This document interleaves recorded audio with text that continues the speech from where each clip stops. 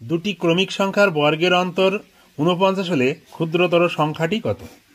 তাহলে দুটি ক্রমিক সংখ্যার বর্গের অন্তর যা হবে সংখ্যা দুটির সমষ্টিও তাই হয়।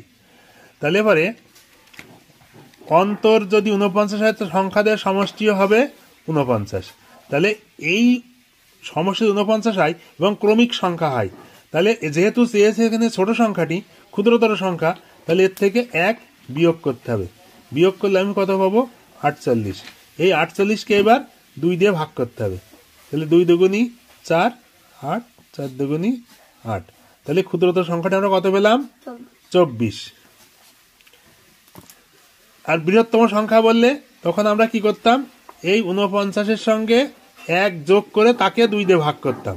তাহলে এখানে 50 ভাগ 2 সমান কত হতো? 25 আসতো। তখন বৃহত্তর সংখ্যাটি তো 25। আর ক্ষুদ্রতর সংখ্যা বললে 1 বিয়োগ করতে হয়। দুটি ক্রমিক সংখ্যার যোগফল থেকে 1 বিয়োগ করে তাকে 2 দিয়ে ভাগ করলে ক্ষুদ্রতর সংখ্যা পাওয়া যায়। আর ওই অন্তর বা বিয়োগফলের সঙ্গে 1 যোগ করে তাকে 2 দিয়ে ভাগ করলে বৃহত্তর সংখ্যাটি পাওয়া যায়।